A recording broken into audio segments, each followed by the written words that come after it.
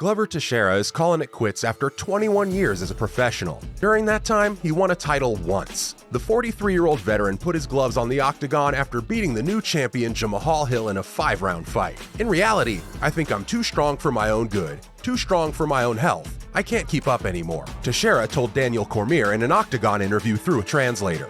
You know, it's an honor to put the gloves down on the same night as Shogun.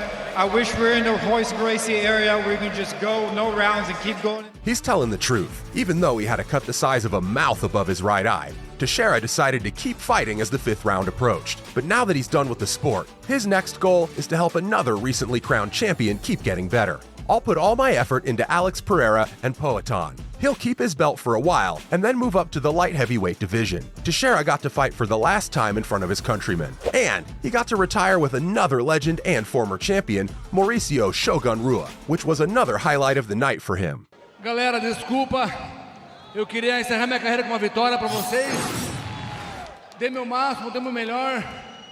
First of all, sorry you guys, I wanted to end my career with the win, but you know, I'm gonna stop it right here. It's a great honor to fight on the same night as Shogun. I wish we lived in the time of Royce Gracie, when there were no rounds and he just kept going. We're not though, and I just can't keep up. Teixeira won the title against Jan Blachowicz in 2021 and had a 33-9 record when he quit the sport. Some MMA fighters have the good luck to retire after a win. I promise her it's gonna be my last fight. And if I give my word, I have to follow this. But there are also a lot of others who've had the bad luck to retire after a bad loss. What was the feeling going to that judge's decision?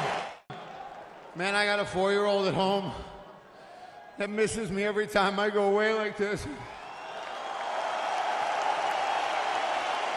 After all, the sport is like the proverbial snake that eats its own tail, since the great fighters of today build their reputations by beating the great fighters of yesterday. Quite often, we see fighters stay in the ring for too long, hoping for one last big win, but ending up with a string of losses instead. Usually though, it only takes one really bad loss for them to make up their minds and say enough is enough. Here are 5 UFC legends who hung up their gloves after a loss. Being in a sport for so long, you kind of lose focus of why you're doing it. You know, I want to make money, I want to be this, I want to be that, but at the end of the day, it's about that love. It's about having that passion. When that's all said and done and I'm done, I want to leave a legacy that I'm so proud of, that I can look back and say, I did it. First off, Rashad Evans.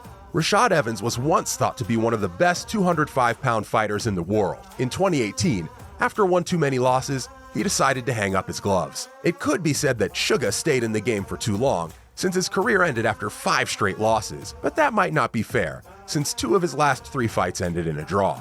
Evans' final loss, though, was a crushing defeat at the hands of future title contender Anthony Smith, who knocked out the legend in just 53 seconds of the first round. It was about as decisive as a loss could be. Evans has never had the strongest chin, but after that fight, it was pretty clear that he just couldn't take any more hits. So less than a month after the loss, Evans decided to stop boxing for good. Since then, there hasn't been any talk about him coming back to fight, which probably makes sense, since he's now one of the UFC's analysts on their ESPN broadcasts and probably doesn't need the money. Next up, Michael Bisping. So obviously at the end of The Ultimate Fighter, the prize is a contract in the UFC. All that time as a kid when I was younger, you know, being a little dickhead, getting in scraps, it's all paying off now. After Michael Bisping was defeated by Luke Rockhold in 2014, a lot of his supporters wanted him to end his MMA career. It's hard to believe, but it's true. The British trash talker was 35 years old at the time and had only recently recovered from a serious eye injury. He didn't appear to have much left in the tank. However, he didn't give up, and a little less than 2 years later, he pulled off an all-time great upset by defeating Rockhold to win the UFC middleweight championship.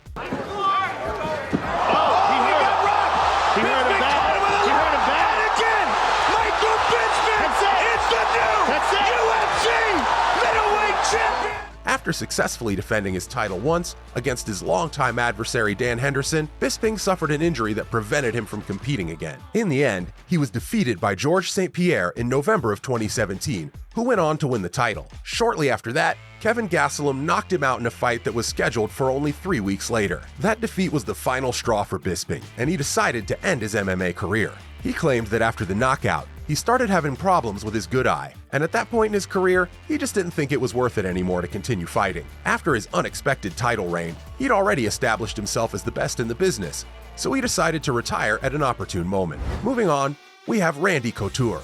Randy Couture is one of the UFC's all-time greats, even though he's no longer welcome there. He was the first fighter to win UFC titles in 2 different weight classes. He beat Maurice Smith for the heavyweight title at Ultimate Japan in 1997, and then he beat Tito Ortiz for the light heavyweight title in 2003. But Couture wasn't always successful, and that's why he's one of the few UFC legends to have retired twice, both times after losing. The first time Couture put away his gloves was in 2006. This was after The Natural was knocked out for the second time by Chuck Liddell in an attempt to win back his light heavyweight title. At age 42, Couture felt like he had nothing left to prove, so it made sense for him to quit. A few months after that, he was quickly put into the UFC's Hall of Fame. But less than a year after he first said he was done with fighting, Couture was back in fighting Tim Sylvia for the UFC heavyweight title. And it was one of the biggest surprises in UFC history that Captain America won the gold at age 43. He finally lost the title to Brock Lesnar in November 2008, after being away from the octagon for a long time because of the famous contract dispute.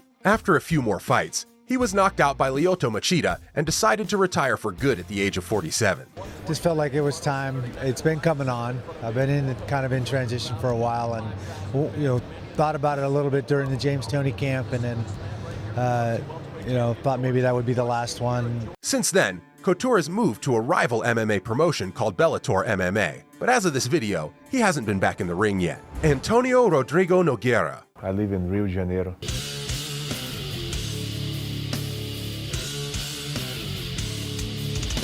Antonio Rodrigo Nogueira was one of the best heavyweights in MMA history, but we never really saw his best in the UFC. Even though Minotauro had a few great moments, like his great fight with Randy Couture and his comeback win over Tim Sylvia, he wasn't nearly as good of a fighter as he had been for years in Pride. Still, Nogueira's 11 fights in the octagon were pretty good, and he finally hung up his gloves in 2015 after a loss to Stefan Struve.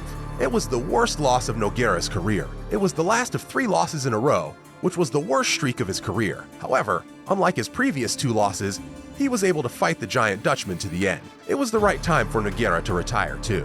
I think now I can work on this side as well. We've been working for long. It was said that he had lost the sight in one of his eyes because of all the damage he'd gotten over the course of his career. He'd also gotten some other serious injuries, most notably to his hips and right arm, which was broken by Frank Mir in 2011. After Nogueira retired, the UFC offered him a job in public relations, and he was later inducted into the UFC Hall of Fame. This was a fitting end to a legendary career. Which fighting career do you believe had a bit more light in it for some few more years? Comment below. That's all for today.